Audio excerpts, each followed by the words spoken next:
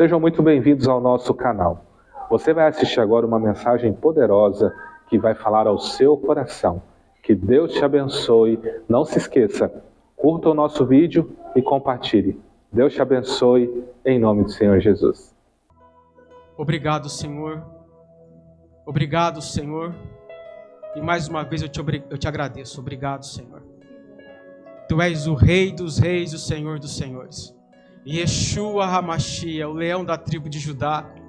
Nosso noivo amado, por quem a nossa alma deseja e anseia. Por quem somos apaixonados. Por quem somos desesperados. Senhor, nós não somos nada sem a Tua presença. Santo de Israel, nós não somos nada sem tudo que Tu és. Meu amado, nós precisamos de Ti. Senhor, a tua noiva clama e deseja tudo que Tu és essa noite. A Tua noiva te deseja com coração ardente, com expectativa no Senhor e na manifestação do Teu reino. Nós te desejamos, nós te queremos, Yeshua. Nós te desejamos e nós precisamos de Ti. Oh, Jesus, nós precisamos de Ti. Oh, Yeshua, nós te desejamos. Nós não somos nada sem tudo que Tu és. Senhor, nos perdoa os pecados, perdoa as nossas transgressões, as nossas iniquidades. Ah, meu Deus, que o sangue que foi derramado na cruz do Calvário, Senhor, que o Teu sangue seja derramado sobre nós essa noite, lavando as nossas vestes, nos purificando, Senhor, para que nós possamos entrar nos santos dos santos e Te ouvir, Senhor, e ouvir a Tua voz, e ouvir a voz que sai do trono, ouvir o rugido do leão, Senhor. Oh, amado, nós precisamos Te ouvir. Senhor, não nos permita sair daqui essa noite da mesma forma como nós entramos. Não, Deus, não. Nós precisamos de tudo que Tu és. Nós precisamos de tudo que a Tua palavra é. Nós precisamos da manifestação do Teu reino essa noite. Fale conosco. Mude as nossas vidas, Senhor, de dentro para fora. Nos pegue por dentro. Nos transforme, Senhor. Nós precisamos de Ti. Oh, Deus, como precisamos de Ti. Nós Te amamos, Jesus. Te adoramos, Senhor. Levantamos o Teu nome mais alto. Senhor, levantamos o estandarte com Teu nome mais alto do que sobre todo nome. Te adoramos, Senhor. Te adoramos, Jesus. Te adoramos. Te adoramos, te adoramos, te adoramos, te adoramos. Aleluia. Glória a Deus. Você pode abrir comigo a sua Bíblia no livro de Lucas 24, por gentileza. Lucas 24.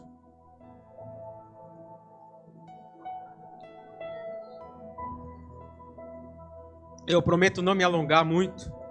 Eu confesso que esse é um grande desafio. Eu tenho um apelido na igreja que eu sou pastor. Me chamo de inimigo do fim. Não é à toa. E eu espero que isso não se manifeste aqui essa noite. Você pode dizer um amém? Amém. Me acompanha o Arthur, meu cunhado, fiel escudeiro, preparado para boas obras. Prazer ter você aqui comigo, amado. Em nome de Jesus. Saúdo o apóstolo Maurício, o pastor Valdir, pastora Adriana, evangelista Patrícia. Deus abençoe vocês em nome de Jesus. Amém. Glória a Deus. Quem achou?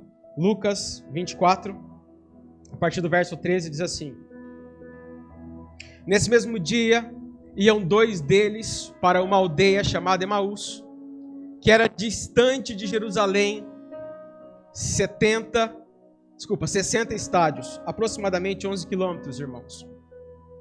Iam falando entre si de tudo o que havia acontecido.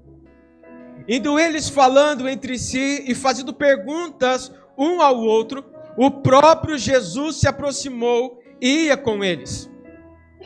Os olhos deles, porém, estavam como que fechados, e eles não o reconheceram. Diga comigo, olhos fechados, não o reconheceram. Verso 17. Então Jesus perguntou: que palavras são essas que caminhando trocais entre vós? Eles pararam, entristecidos.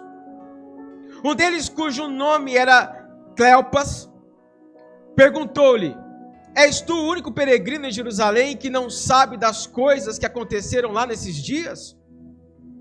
Perguntou ele: quais coisas? Responderam eles: as que dizem respeito a Jesus de Nazaré, que foi profeta, poderoso em obras e palavras diante de Deus e de todo o povo, e como os principais, os sacerdotes e as nossas autoridades o entregaram para ser condenado à morte e o crucificaram. Ora, nós esperávamos que fosse ele quem redimisse a Israel. Mas agora, além de tudo isso, é já hoje o terceiro dia desde que essas coisas aconteceram. É verdade que algumas das mulheres do nosso meio nos surpreenderam. Foram de madrugada ao sepulcro, mas não acharam o corpo dele. Voltaram dizendo que tinha tido uma visão de anjos que diziam que ele estava vivo. Alguns dos que estavam conosco foram ao sepulcro e acharam ser assim como as mulheres haviam dito, mas a ele não viram. 25. Então Jesus lhe disse: ó nécios, tolos e tardios de coração para crerem em tudo o que os profetas disseram. Não era necessário que o Cristo padecesse essas coisas e entrasse na sua glória? E começando por Moisés, fala comigo, em Moisés a sarça ardeu, fala. Então em Moisés, começando por Moisés e por todos os profetas, explicou-lhes o que dele se achava em todas as Escrituras. Quando se aproximaram da aldeia para onde iam, fez ele como que ia para mais longe. Eles, porém, insistiram, dizendo: fica conosco, pois é tarde e o dia já declina. Então Jesus entrou para ficar com eles. Tem jeito, irmão, quando você convida, ele fica. Não tem jeito, irmão, quando você convida, ele entra. Aleluia. Verso 30. Estando com eles à mesa, tomou o pão, abençoou, partiu-lhe e lhes deu. Os olhos deles se abriram e o reconheceram, mas ele desapareceu diante deles. Disseram um para o outro: não ardia em nós o coração quando pelo caminho nos falava e quando nos abria as Escrituras? Na mesma hora, levantando-se, voltaram para Jerusalém e encontraram reunidos os 11 e os que estavam com eles, os quais diziam: ressuscitou verdadeiramente. O Senhor ressuscitou e já apareceu a Sião. Então os dois contaram o que lhes acontecera no caminho e como tinham reconhecido o Senhor quando ele partiu o pão. Ainda falando estas coisas, quando Jesus se apresentou no meio dele e disse: paz seja convosco. Glória a Deus. A paz seja convosco.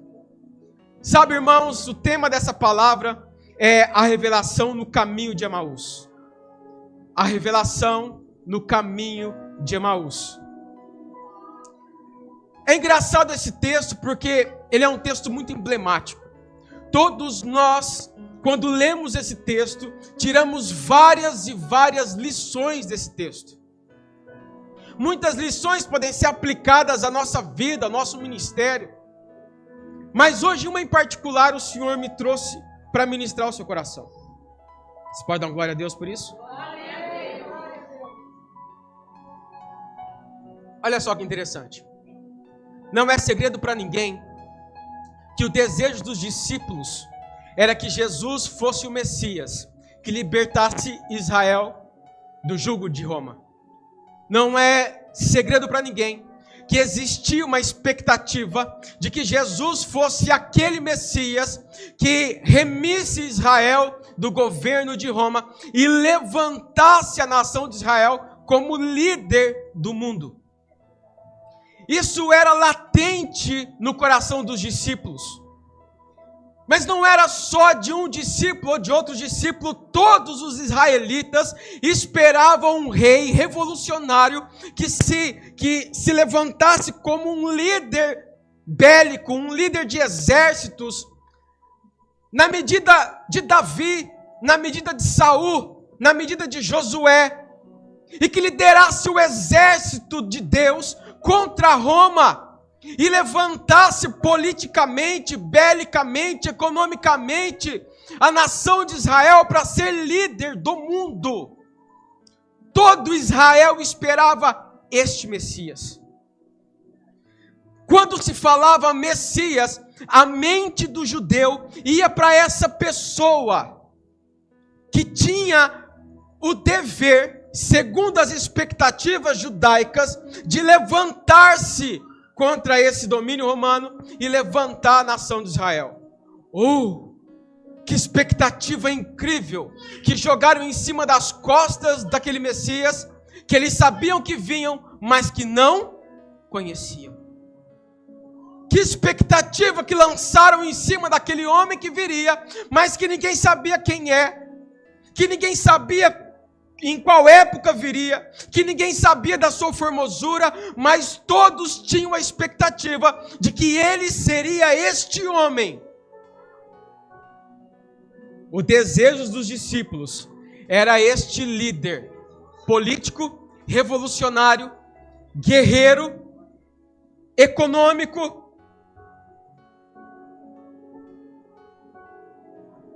O orgulho judeu, o orgulho do povo judeu estava ferido.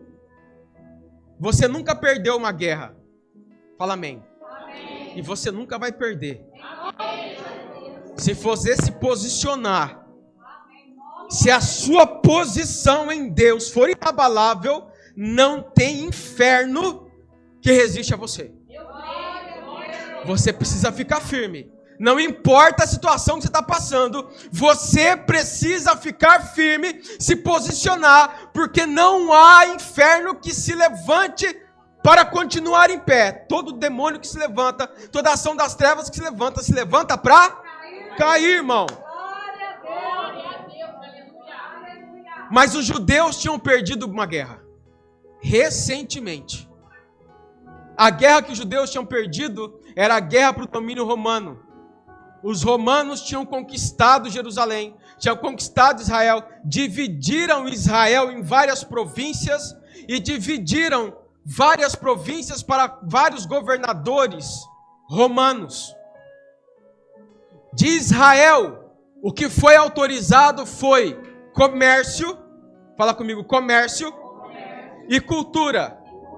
Não existia nada além do que a cultura israelita e o comércio israelita. Mas isso não é porque os romanos eram bonzinhos. Isso é porque era uma tática romana de conquista. Quando os romanos dominavam uma nação, eles não impediam que aquela nação continuasse sendo culturalmente a nação. Eles instituíam o poder político e bélico. Mas a nação continuava falando a mesma língua, continuava tendo as mesmas festas religiosas, continuava tendo as mesmas faculdades, a mesma coisa. Roma só instituía novos governantes e constituía o exército romano. Entenderam?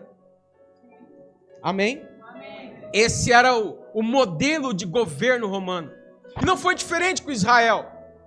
Agora, Israel com orgulho ferido, cheio de expectativa para que Deus levantasse um homem que pudesse livrar Israel do domínio romano, eles então encontram Jesus. Um homem que sai de Nazaré, lá dos Cafundó da Galileia, de trás do mar da Galileia, a cidadezinha de Nazaré, de onde Jesus saiu e viveu em Cafarnaum por anos. A maior parte da vida de Jesus foi em Cafarnaum. E ele vem pregando um reino. Ele vem pregando um reino. Ele vem pregando um reino de um rei que ninguém conhecia. Ele vem pregando um reino, e ele dizia assim: o reino de Deus é semelhante a. E as pessoas ficavam maravilhadas com aquilo e diziam: como assim? Que reino é esse? Que rei é esse? E os discípulos, com orgulho ferido, olharam para Jesus e começaram a ver Jesus pregando este reino e fazendo milagres e demonstrando a autoridade deste reino. Os discípulos creram. Os discípulos creram. Presta atenção no que os discípulos creram: no poder da autoridade do reino. Foi nisso que os discípulos creram, no poder da autoridade do reino que estava sendo pregado. Sabe quando os discípulos realmente entregaram a sua vida e entenderam que Jesus era aquele Messias que tinha sido prometido? Quando Pedro olha para Jesus e diz: tu és o Cristo, o Filho do Deus vivo. Naquele dia eles entenderam que não se tratava deste rei que se levantaria para destruir Roma e para levantar o exército de Israel.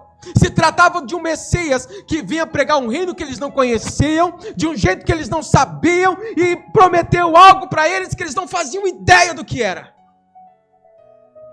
Será que você iria? Será que você largaria tudo para seguir?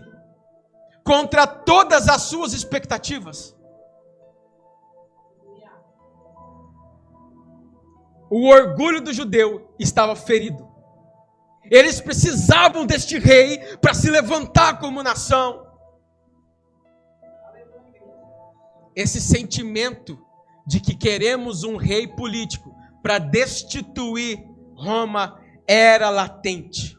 É por isso que quando as pessoas olhavam para Jesus curando o enfermo, eles olhavam e diziam: tudo bem, ele é um profeta, ele faz grandes maravilhas, mas ele não é o Messias, não é aquele que a gente espera.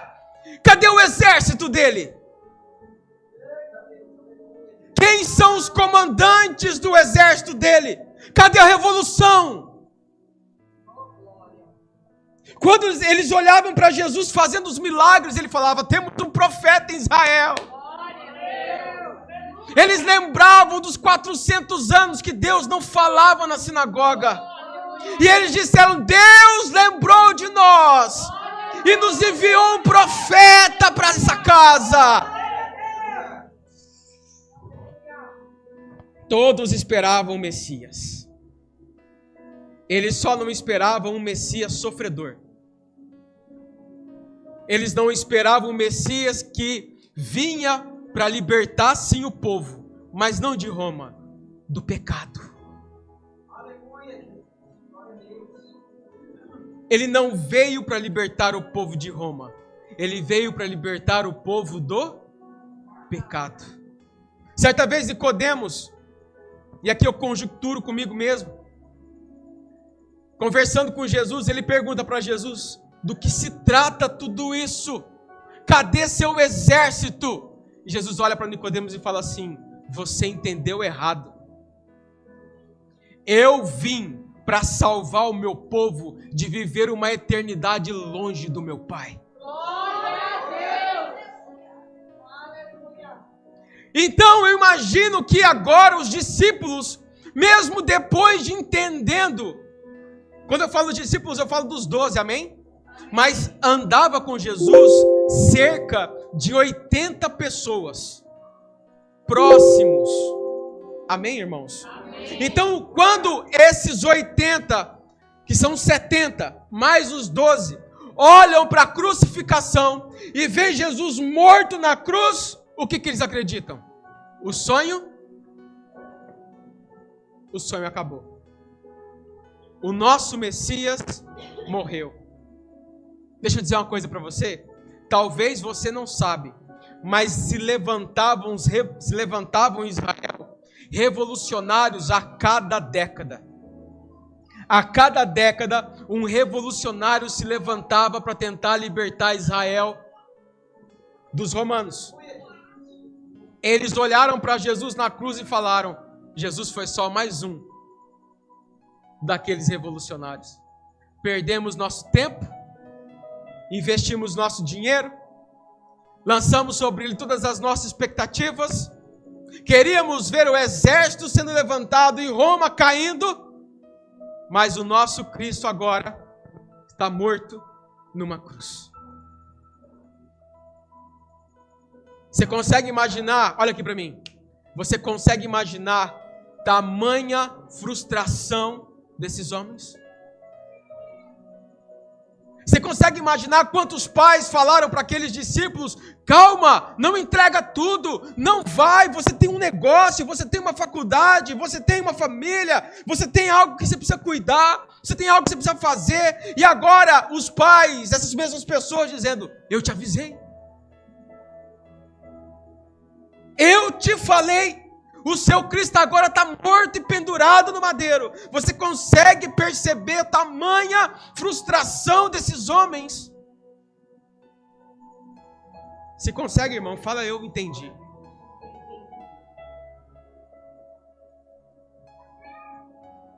Então escute o que Deus tem para falar para você essa noite. O caminho de Emaús representa as nossas vidas. O caminho de Emaús representa a sua vida nessa noite. Os homens saíram de Jerusalém num domingo, provavelmente domingo depois do meio-dia. Eram 11 quilômetros, eram aproximadamente 4 horas de viagem a pé.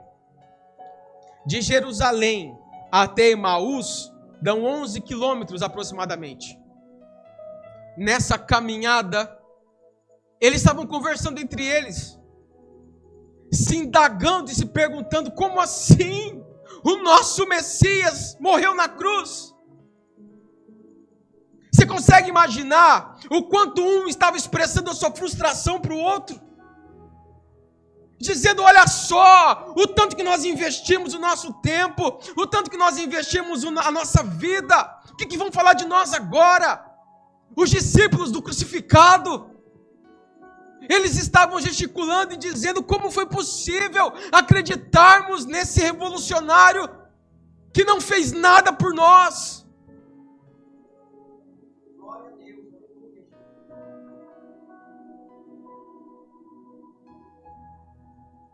Emaús é o caminho dos frustrados.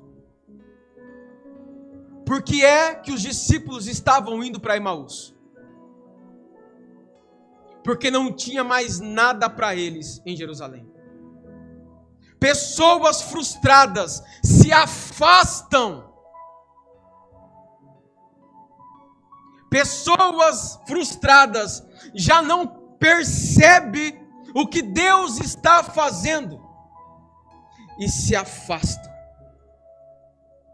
Emaús é o caminho dos frustrados, das pessoas que já não conseguem ver mais nada em Jerusalém, já não conseguem ver mais nada na igreja, já não conseguem ver mais nada no ministério, já não conseguem ver mais nada na palavra, já não conseguem ver mais nada, sabe, da ação de Deus, dos relacionamentos, se frustram e se afastam.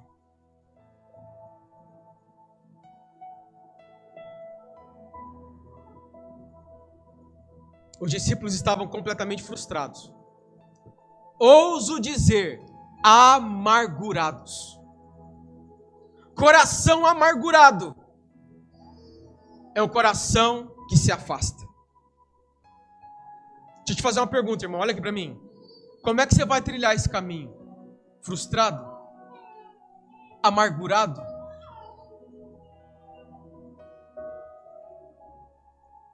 A frustração dos discípulos era compreensível. Não é compreensível? Você não entendeu?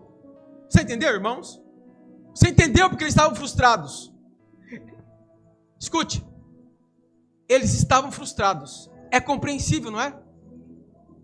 É compreensível, mas não é legítimo. Por mais que a gente possa compreender a frustração, não é legítimo se frustrar por uma expectativa que não é de Deus. Eles se frustraram porque lançaram em cima de Jesus uma expectativa que Jesus não tinha a obrigação de resolver. Vê se não é assim na sua vida. Quantas vezes você lançou expectativa sobre o seu marido e ele te frustrou? Quantas vezes você lançou expectativa sobre o seu pastor e ele te frustrou? Quantas vezes você lançou expectativa sobre os seus filhos e eles te frustraram? Quantas vezes você lançou expectativa sobre o seu chefe e ele te frustrou? A grande questão, meu irmão, é que homens e mulheres frustrados se frustram por culpa própria.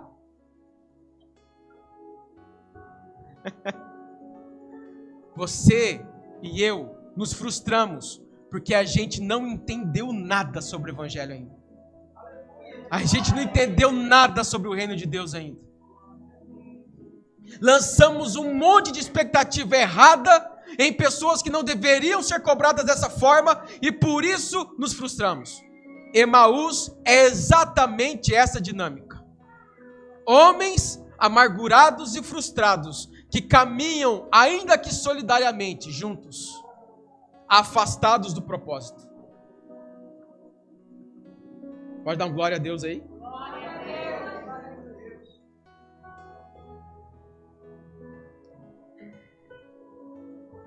O que frustrou você? O que foi que te frustrou? O que foi que deixou seu coração amargurado, ferido? O que foi que deixou seu coração longe do propósito? O que foi que você se decepcionou?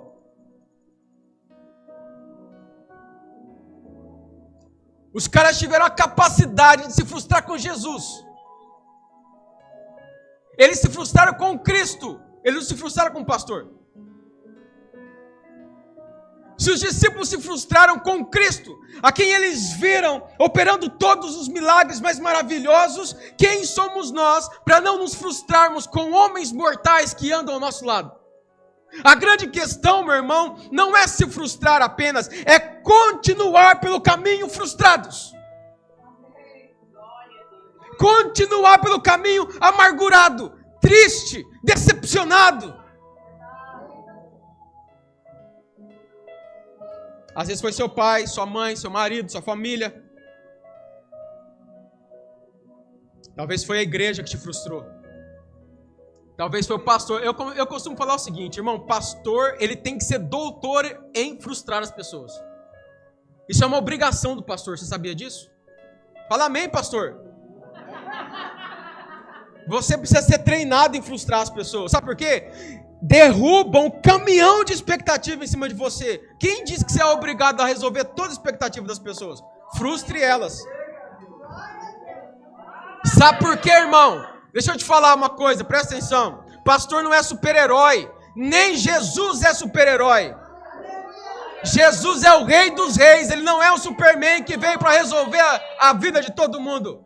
Não, irmão, nada disso.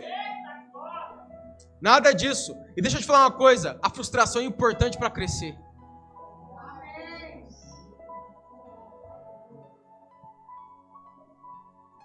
Eles estavam amargurados, frustrados, com esse sentimento de tristeza profundo. Olha o que eles dizem no verso 21. Ora, nós esperávamos que fosse Ele quem redimisse a Israel. Ah, como eu queria que fosse Ele, aquele Cristo que a gente esperava. Ah, como eu queria que fosse Ele que se assentasse no trono. Ah, como eu queria que fosse Ele. Eles estavam certo, mas fora do tempo. Deixa eu te dizer uma coisa, vou parar um segundinho, fazer um parênteses. Sabe o que acontece? Esses discípulos eram bons judeus. Fala comigo, eles eram bons judeus. Olha, quando Jesus olha para Natanael, ele fala assim: aqui está um bom judeu. Eles eram bons judeus, eles conheciam todas as escrituras. Eles conheciam quem era Moisés, quem era Noé, quem era Abraão. Eles conheciam a Torá, irmãos, eles estudavam a Torá, eles sabiam quem era, eles conheciam o Talit. Eles sabiam da simbologia do Talit. Eles conheciam, eles eram excelentes judeus. E é esse o grande problema hoje. Nós somos excelentes evangélicos. Cumprimos todos os rituais. Não faltamos culto, damos dízimo, oferta. A gente vem na Santa Ceia. A gente vem nos cultos. Somos excelentes evangélicos. Porém, somos péssimos filhos. Cumprimos ritualisticamente tudo. Somos excelentes. Precisou de ajuda? Tô lá. Mas somos péssimos filhos, porque a gente não tem intimidade com Deus. E quando a gente não tem intimidade com Deus, a gente fica longe da revelação. O reino de Deus, irmãos, se move por revelação. Olha o que o Senhor disse: bem-aventurado és tu, Pedro, filho de Jonas, que não foi carne ou sangue quem te revelou, senão o meu Pai que está nos céus. A revelação, meu irmão, é ela que te posiciona no reino. Acontece que o grande inimigo da revelação é a religiosidade. Ser um bom evangélico não significa ter revelação de quem é Jesus, do rei que ele é, do Senhor que ele é e do que ele fez para salvar a sua vida. Bons evangélicos não reinam.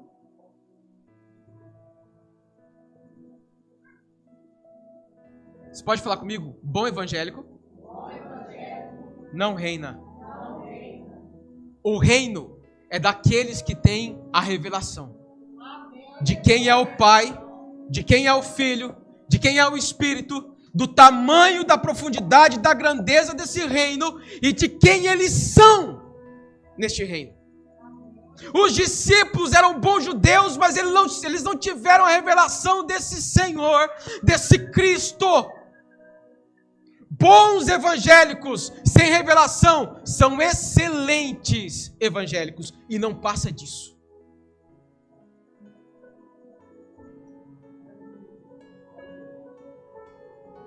Deus não nos chamou para sermos excelentes evangélicos. Deus nos chamou para sermos filhos íntimos. Filhos que quando falam, o céu se move e a terra treme. Bons evangélicos fazem barulho. Filhos íntimos movem céu e terra, céu e terra. Até quando, irmão, você vai caminhar nesse caminho de Emaús? Religioso, sem revelação de Cristo e frustrado. Pergunta para o seu irmão, pergunta para ele: até quando? Me ajuda a pregar, irmão, pergunta para o outro: até quando?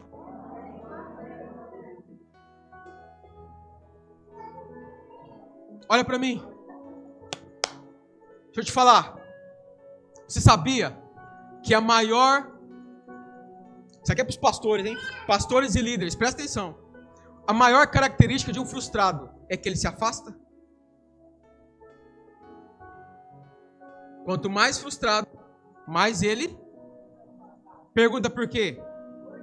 Não, de verdade, irmão. Pergunta por quê? Porque se afastar é o seu modo de proteção. Me afasto para me proteger, para não ser frustrado de novo.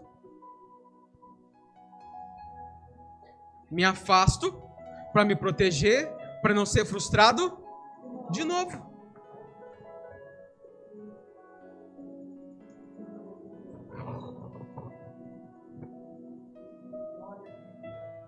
Quando a frustração ela não é confessada, tratada, ela tende a virar amargura, que é uma doença na alma, que é uma tristeza profunda que cria raízes.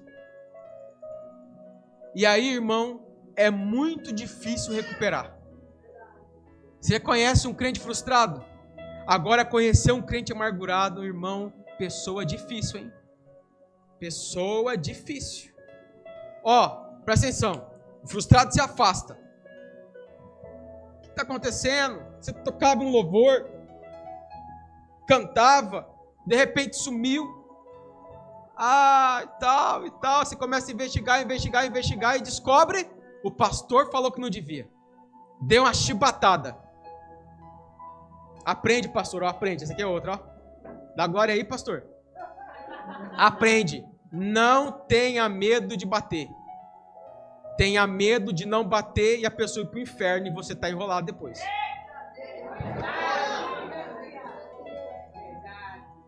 Tenha medo, irmão. Você vê a pessoa errando e não fala nada com medo da pessoa se frustrar com você. Então, provavelmente, o problema não é da pessoa, é do seu ministério que não se sustenta na segurança que Deus te deu e na revelação que Deus te deu, que o cajado está na sua mão. Pega o cajado, pastor, e rufa ele. Brincadeira, irmão. Vigia, pastor. E agora, irmão, você pergunta a pessoa, e aí, o que aconteceu, irmão? Meu Deus, você começa a investigar, de repente ele fala, pastor, fiquei chateado, eu fui na cantina, trabalhei, o senhor não deu nem parabéns. Pastor, eu vim, limpei, Deus está falando, limpei, e o senhor nem elogiou, pastor. Eu passei pelo senhor, pastor, não recebi nenhum pai do senhor, irmã. Pastor, fiquei chateado porque eu esperei que o senhor fosse da minha casa, pastor, e o senhor não foi, pastor.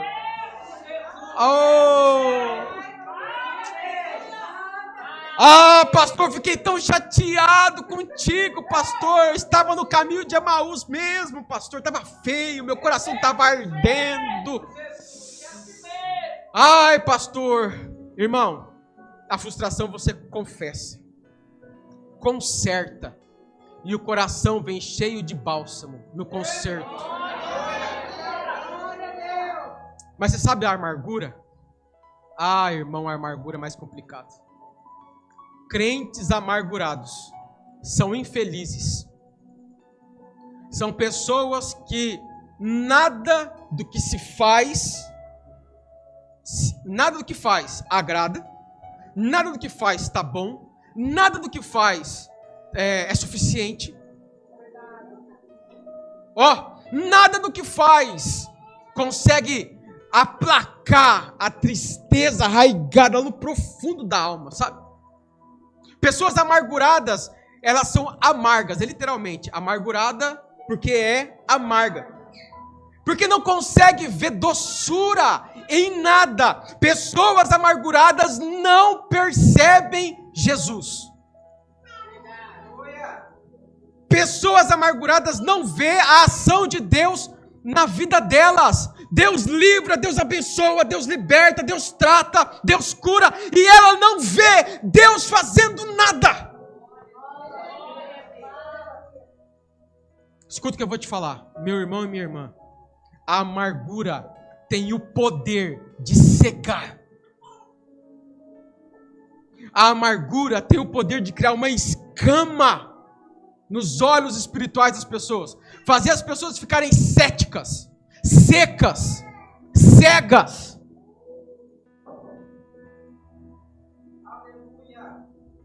A pessoa não reconhece que é Deus que está fazendo. Ela fica longe desse reconhecimento. Deus faz, irmãos, e ela não é capaz. Ela não tem condições na alma dela, no intelecto dela, de reconhecer que é Deus que está fazendo. Deus faz e ela não tem a capacidade de falar assim, glória a Deus, foi Deus que fez. Os discípulos estavam descendo para Emaús frustrados, amargurados, e Jesus caminha ao lado deles, com o corpo em processo de glorificação. As marcas estavam na mão, no pulso, nos pés. Como é que os caras não viram? Como é que os dois, conversando entre si, não reconheceram o som doce da voz do Senhor, que falou com eles durante 3 anos? Sabe por quê? Porque a amargura tem esse poder de fazer com que os seus olhos se fechem para a ação de Deus na sua vida. Pessoas frustradas não conseguem alcançar a revelação. Pessoas amarguradas não conseguem alcançar a revelação. Pessoas amarguradas não sentem a presença de Deus. Se tornam excelentes evangélicos que não sentem Deus. O louvor toca, o culto é abençoado e a pessoa não consegue sentir a presença doce de Jesus. Porque a amargura é muito maior na alma dela, tem muito mais potência na alma dela do que a presença do Senhor. Ah, que vida terrível, irmãos. Que vida terrível, uma vida amargurada, frustrada. Sabe, a amargura e a frustração começam a se tornar filtro na sua vida. A amargura, a frustração começam a se tornar filtro na sua vida. Começam a filtrar as pessoas, começam a filtrar a palavra, começam a filtrar a igreja, começam a filtrar as coisas que Deus está fazendo na sua vida. E você para de entender, compreender, ver e escutar e experimentar Deus todos os dias da sua vida. Que vida terrível!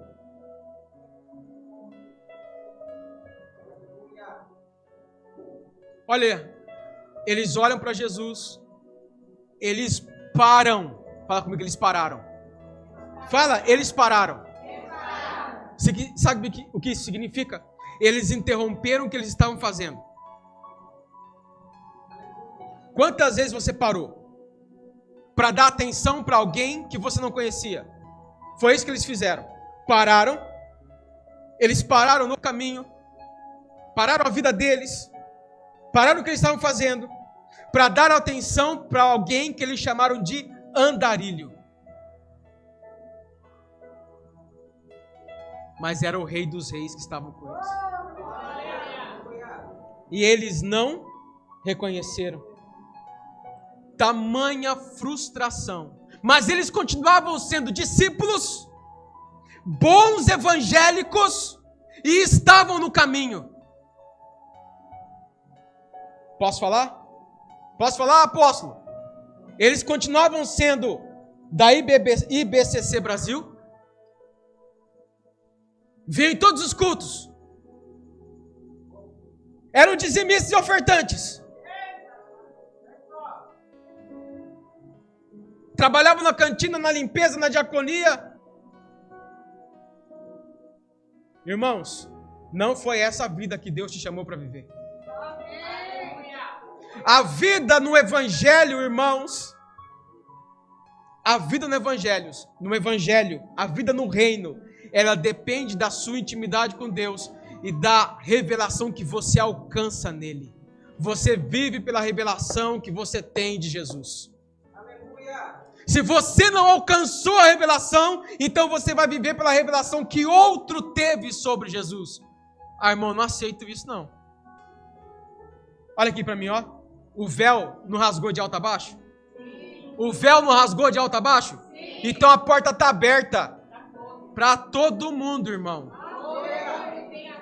Todo mundo.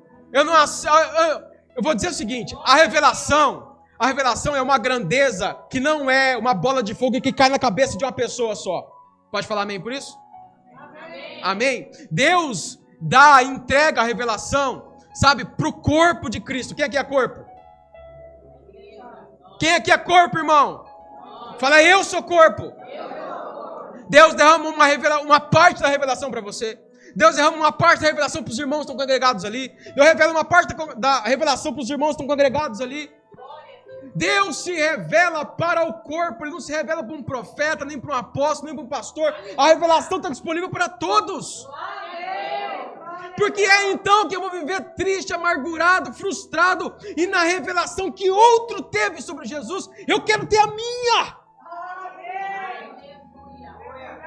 Eu quero entrar pela porta.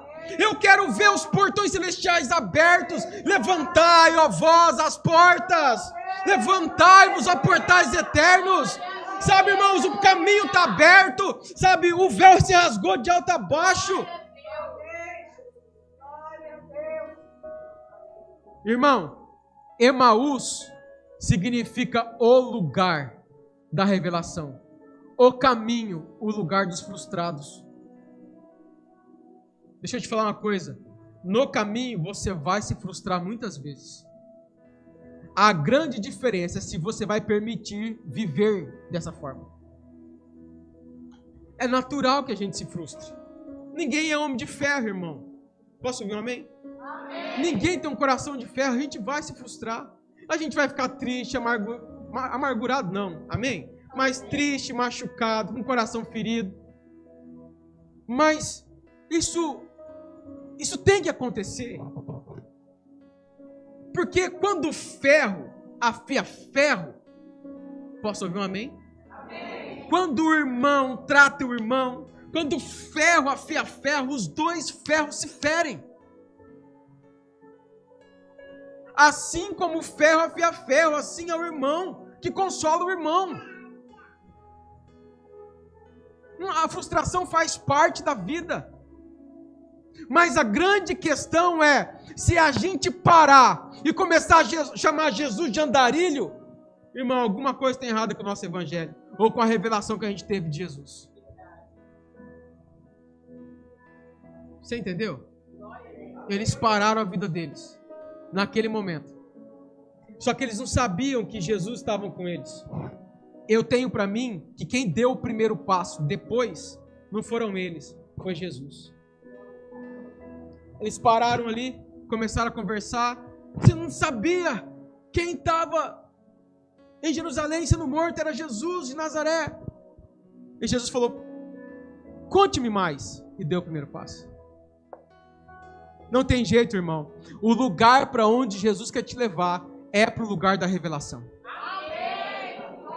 Ele quer se revelar para você. Ele quer se revelar para você. Ele quer mostrar que rei que Ele é. Ele quer mostrar que Senhor que Ele é. Ele quer mostrar que filho Ele é. Ele quer te mostrar que rei Ele é. Ele quer te mostrar que verbo Ele é. Você precisa entender isso. Não escute o que os discípulos escutaram. Nécios, tolos. Não espere Jesus te chamar de tolo. Dura coisa é escutar Jesus com a voz doce dele, dizendo para você assim, como você é tolo. Como você é nécio. Já pensou em escutar isso de Jesus? Ah, pastor, Jesus nunca falaria isso para mim. Ô irmão, você não conheceu Jesus então? Dura coisa é Jesus te pegar parado no caminho e te chamar de tolo. Já pensou? Quem quer escutar Jesus falando? Amém. Amém.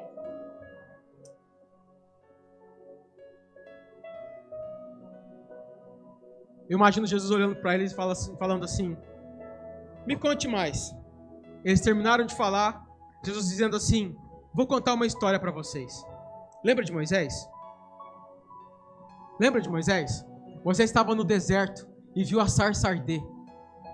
E a sarça ardia em uma chama que não a consumia. Aquela chama era eu. Aquela chama era eu. Eu imagino ele falando assim, sabe a sarça que não se consumia? Era o seu coração. Eu estou queimando o seu coração com tudo que eu sou. E os discípulos olhavam para o outro sem entender esse negócio. E que Jesus continuava caminhando e falando sobre os profetas, sobre os doutrinadores, e explicando na Torá quem era a profecia, o que era a profecia e como ele respondeu à profecia. Até que eles chegaram no lugar da revelação. Jesus esperto. Jesus é um homem maravilhoso. Posso dizer amém? Amém. Jesus é um homem maravilhoso. Ele foi enchendo o coração deles. Ele foi, e é assim, irmão, é assim no caminho. Por mais frustrado que você esteja, ele vai enchendo seu coração. Ele coloca pessoas do seu lado. Não desanima não, vamos, fé, força. Não desanima. Aí você está todo frustrado, solteiro, todo esbagaçado, e ele vai e coloca uma mulher de Deus do seu lado, lá, baixúria. E aí, irmão, levanta. É uma mulher de fé e ela te levanta. E você, irmã, vivendo no seu caminho, jovem lá, toda, sabe, frustrada, abandonada, se sentindo que ninguém ama. E Deus traz um varão de Deus cheio de poder e glória para o seu lado. E aí ele te pega no braço, vamos descer junto. E aí vai aquela coisa, os dois juntos. Deus coloca pessoas que estão indo para o mesmo lugar para andarem juntos. E aí, meu irmão, Jesus começa a encher o coração deles, e fala assim: chegamos em Emaús, lugar da revelação, mas eu vou para ali, tá? Aí eles com o coração cheio: não, peraí, não vai, a noite já chegou, o dia já declina, senta com a gente. Senta com a gente, nós queremos te ouvir mais, nós queremos ter mais acesso à revelação de quem você é. Senta e fala comigo. Ah, irmãos, e aí o rei entra na casa. Quando você convida ele para entrar, ele entra. Não importa se você estiver frustrado, se você abrir o teu coração, ele entra. Amém. Olha só, Apocalipse 3:10, ele diz assim: eis que estou à porta e bato. Se alguém ouvir a minha voz, abrir a porta, eu entrarei na casa, cearei com ele e ele comigo. Pode dar glória a Deus por isso? Deixa eu só te falar uma coisa. Você sabia que para quem Jesus disse isso não foi para o ímpio?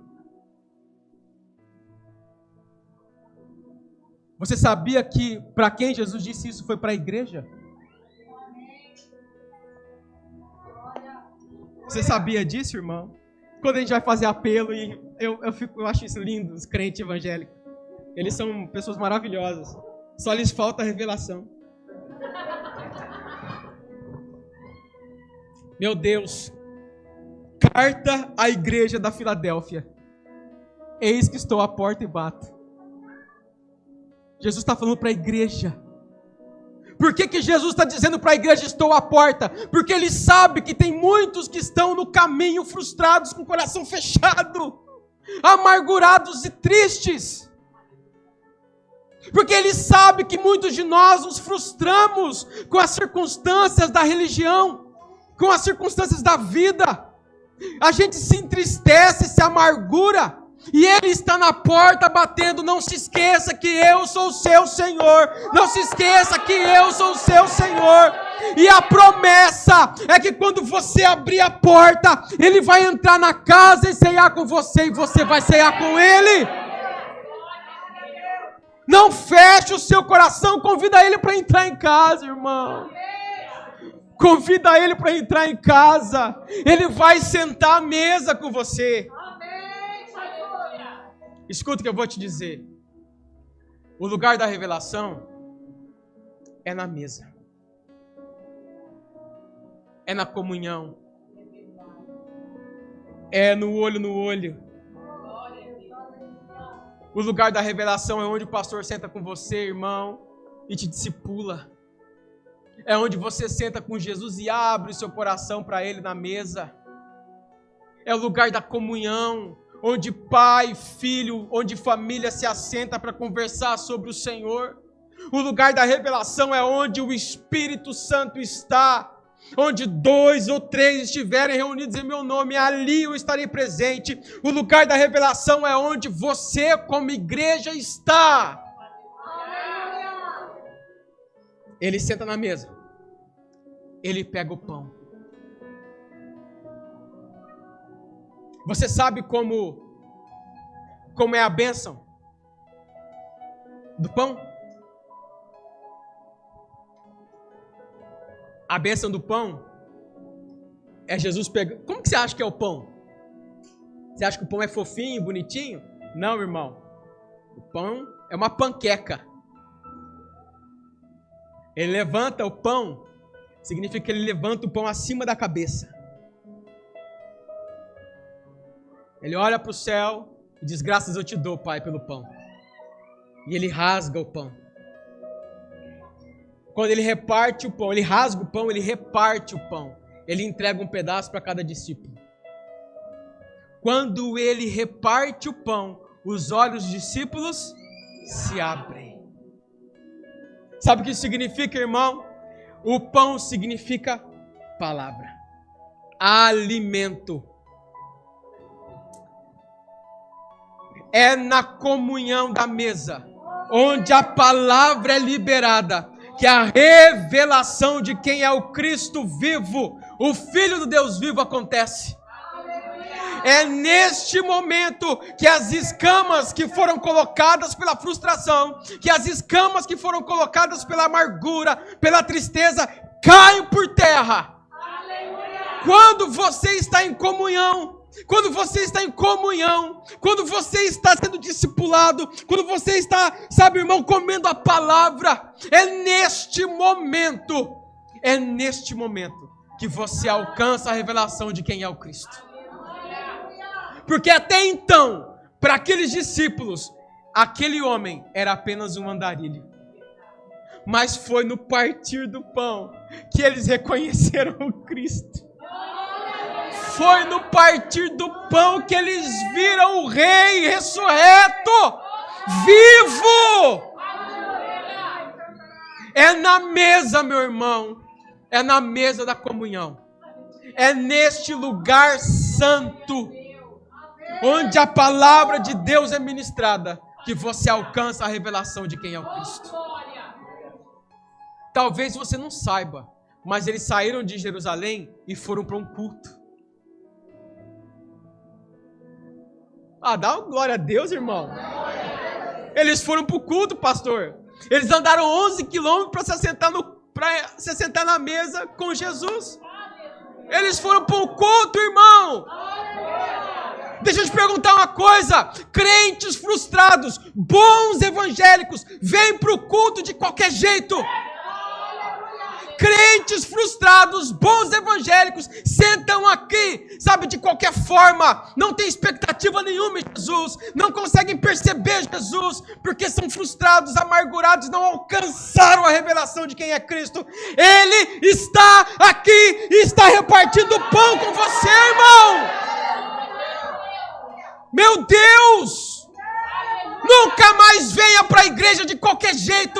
Você assiste Faustão a noite inteira, o dia inteiro, assiste jogo, não ora um dia, não ora um segundo, não faz uma oração com seus filhos em casa e vem para a igreja de qualquer jeito. Aí tem que ser aquele evangelho fast food. Aí tem que ser aquele evangelho, se o louvor não arrasar, o pastor tem que arrasar. Irmão, vigia. Você vai pro McDonald's então, irmão, vai pro cinema assistir um filme, isso aqui não é entretenimento não. A gente vem aqui porque Jesus está aqui. É no partir do pão que os nossos olhos se abrem. É no partir do pão que a gente reconhece quem Ele é. É no partir do pão, irmãos, que nós vemos o nosso Cristo ressurreto, vivo, reinando, sentado no trono dos nossos corações. Não vem mais para o culto de qualquer jeito, irmão.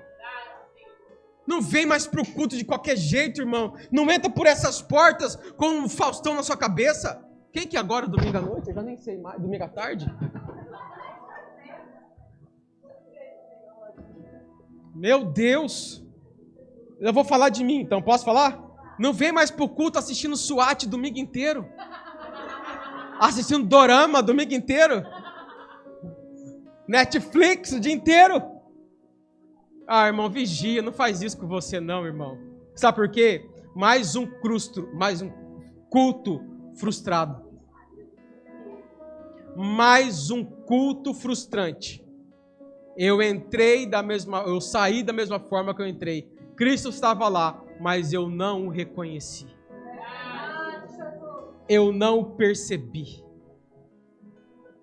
Eu não o experimentei.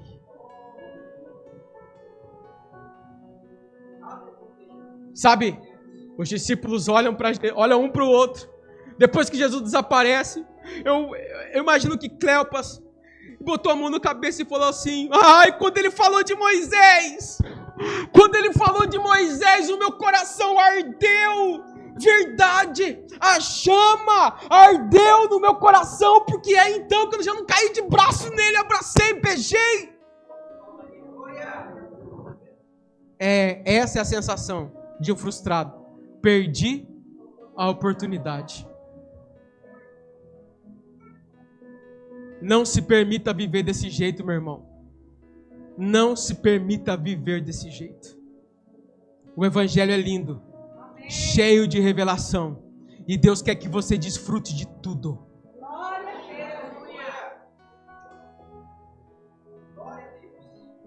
Agora com o coração cheio de esperança, porque eles viram Jesus vivo, ressurreto.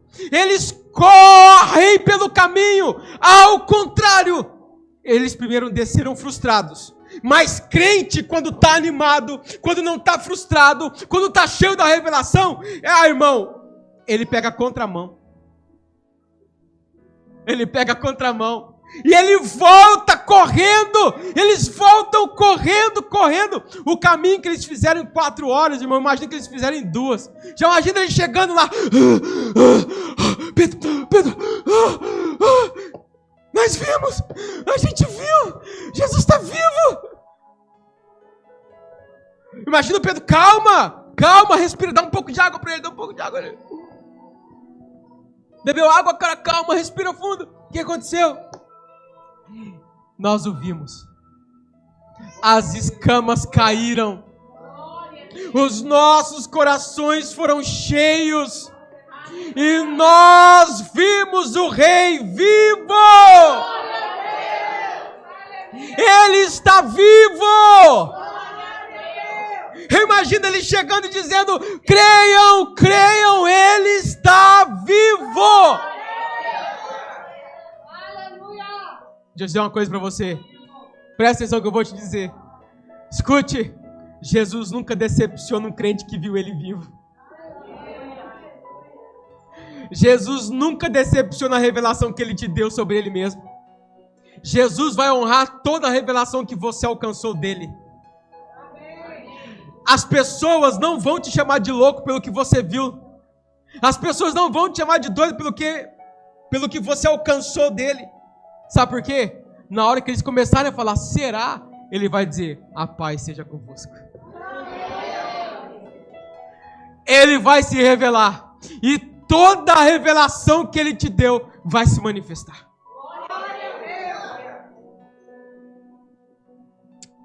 É isso que ele quer com você, irmão. É isso que ele quer com você, irmã.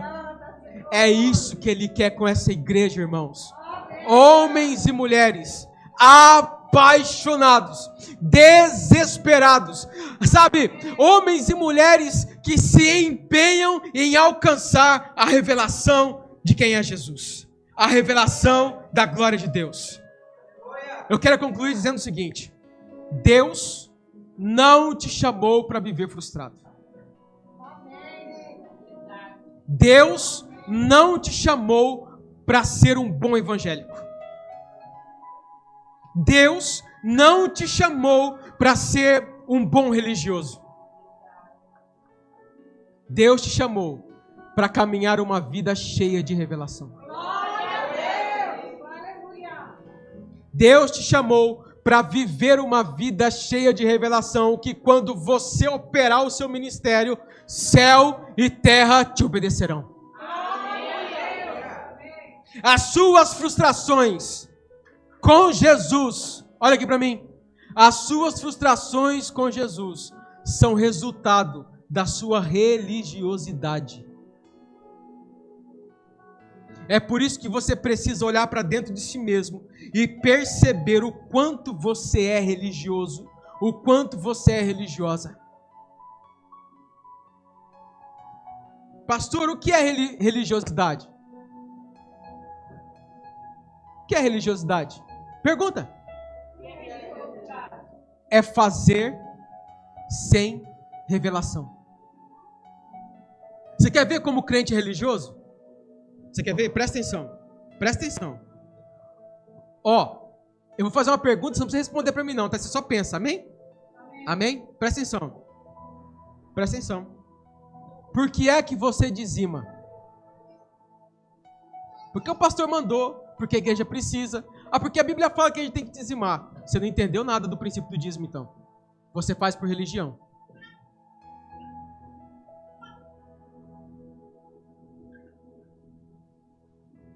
Por que é que eu tenho que ofertar? Ah, porque a igreja precisa pagar água, luz, aluguel, telefone. Você não entendeu nada sobre oferta. Você faz por religião. É um processo religioso. Todo mundo faz, te falaram que você tem que fazer, então você faz. Por que é que eu tenho que falar a verdade? Ué, porque mentira é falta de caráter. Você não entendeu nada sobre o Deus que você segue. Sobre Deus que é seu pai. Porque ele disse, eu sou o caminho. Por que você não pode mentir? Porque se você mente, você não tem parte com a verdade. Ele é a verdade. Cadê os mentirosos? Você percebe como nossa vida é regada por religiosidade? Quando você faz sem a revelação, sem o entendimento, sem a compreensão, sem a razão bíblica disso, você faz por pura religiosidade. Deus não te chamou para viver assim. Deus te chamou para viver uma vida cheia de revelações. Amém? Suas decepções e suas amarguras denunciam o quanto você precisa conhecer mais Jesus. Pastor, você não sabe o que o meu marido me fez. E ele disse, vocês se separam porque o coração de vocês são duro. Você não sabe, pastor, o que meu pai fez. Eu não sei, irmão. A única coisa que eu sei é, se confessardes os vossos pecados uns aos outros, Ele é fiel e justo para vos perdoar. E ele continua, em outro texto diz, se você confessa e deixa, você alcança misericórdia. Você alcança alento, cura.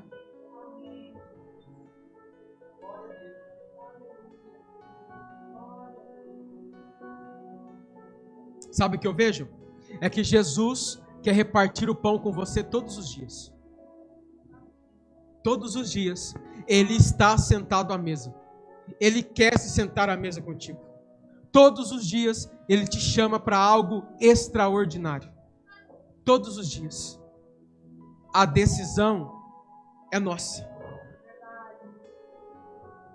A decisão é nossa. Quanto mais decidirmos para ficarmos longe, mais frustrados a gente se torna. Quanto mais longe, mais frustrado. Quanto mais longe, mais amargurado. Quanto mais longe, mais tristes.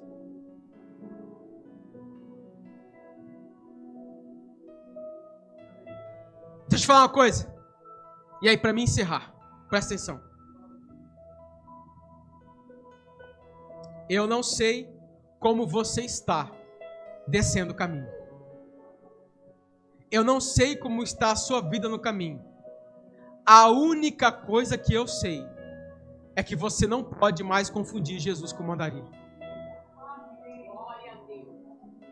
A única coisa que eu sei é que você não pode mais confundir Jesus com o andarilho. Você precisa perceber o seu coração ardendo. Você precisa perceber o seu coração ardendo. Você precisa compreender e entender e sentir o doce som da voz do Senhor.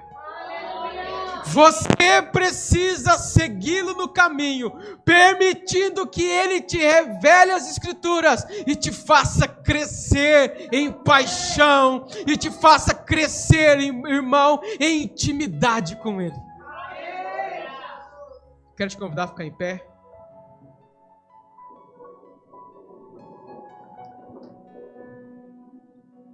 Jesus te chamou para uma vida de intimidade.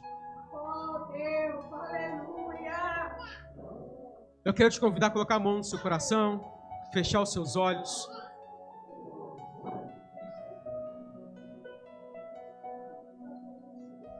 Eu quero te convidar a fazer uma reflexão de como está a sua vida no caminho.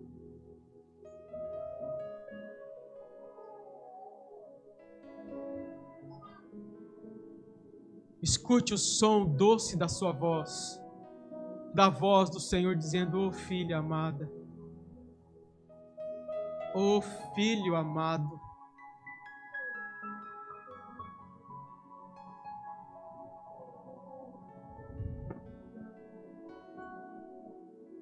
ô meu filho, minha filha, abra o seu coração. Eu quero te revelar riquezas profundas. Eu quero que você me conheça profundamente. Eu quero entrar em casa. Eu quero sentar à mesa. Eu quero te entregar um pedaço de mim mesmo. Eu quero te entregar um pedaço do meu pão.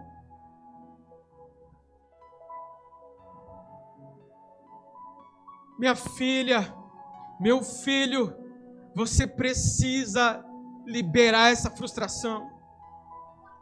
Você precisa perdoar para que essa amargura saia da sua alma. Para que essa tristeza saia de dentro de você. Para que você possa experimentar o meu amor doce, infinito e poderoso.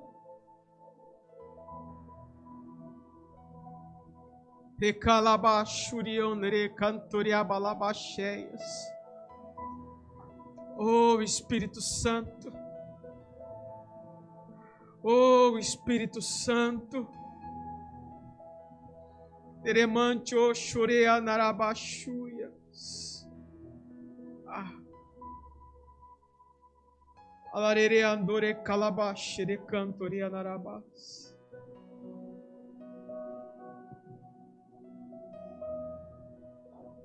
Calabachurianore calabas.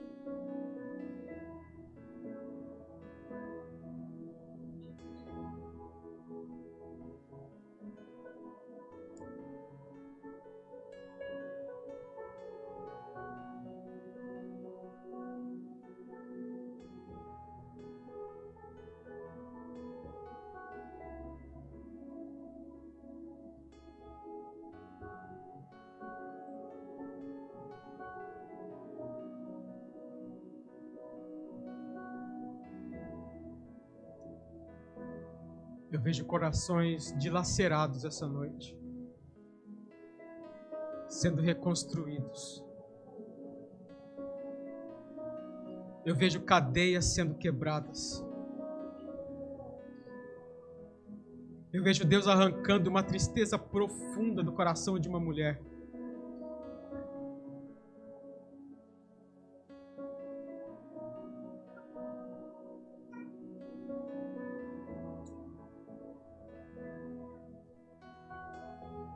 Eu vejo uma mulher perguntando para Deus por que é que o Senhor me deu e depois o Senhor me tirou.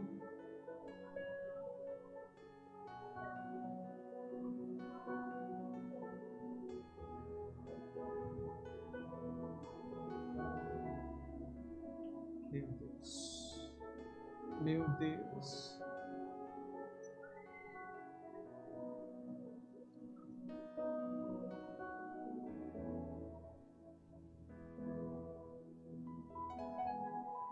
Meu Deus. Meu Deus. Eu vejo um ventre frustrado.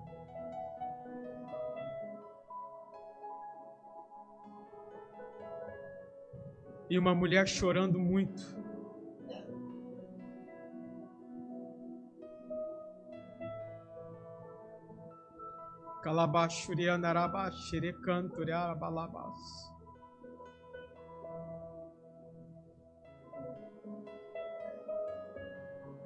Fala para ele, filha, o que você está sentindo. Eu vejo uma mão gloriosa entrando nesse coração duro, amargurado, retirando uma tristeza negra, obscura, do mais profundo desse coração.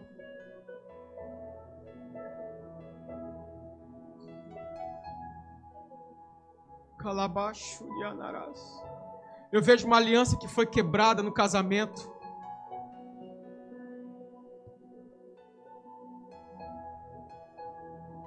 E uma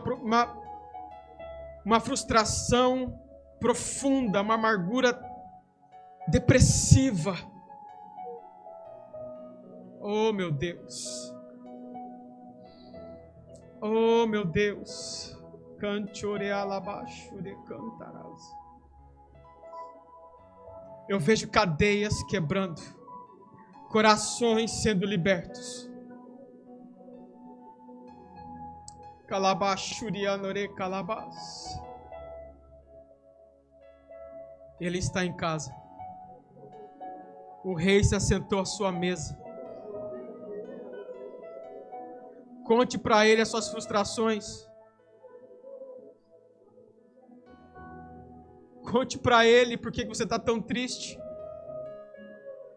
Oh, remanchore calabachure andarás. Santo, santo, santo, santo de Israel. Eu vejo um homem que se preparou para um futuro e sonhou com o futuro, mas quando ele pensou que fosse a vez dele, ele não viu entrando pelo futuro que ele imaginou, que ele sonhou, que ele plantou. Irmão, conte para ele a sua frustração. Calabachurianure, calabachurianure, calabachure cantarás. Calabachure canture alabalabá. Oh, Espírito Santo. Oh, Espírito de vida. Senhor, traz cura. Vem com o teu bálsamo. Vem, Senhor, com o teu bálsamo de vida. Pelebachuru andará malabachure cantará malás. Calabachure cantarás. Alabachurianarabas. Santo de Israel. Olha aqui para mim, irmão. Olha aqui para mim, irmã. Não se permita mais viver desse jeito. Não se permita mais viver desse jeito. Não se permita mais viver triste. Você pode ficar frustrado, não tem problema, isso faz parte. Você só não pode se permitir viver assim. O rei se assentou à mesa. Conte para ele. Conte para ele. Deus abençoe sua vida. Deus abençoe você. Deus te abençoe. Que Deus prospere essa casa. Em nome de Jesus. Deus abençoe sua vida, apóstolo, pastores. Em nome de Jesus. Deus abençoe. Muito obrigado por ter assistido essa mensagem no nosso canal. Nossos cultos são sempre ao vivo e fazemos de tudo para entregar um material da melhor qualidade para você. Indique o nosso canal para outras pessoas e que você possa assistir. Temos várias playlists, temos mais de 200 vídeos de pregação que pode abençoar a sua vida. Muito obrigado por estar conosco. Que Deus te abençoe em nome de Jesus.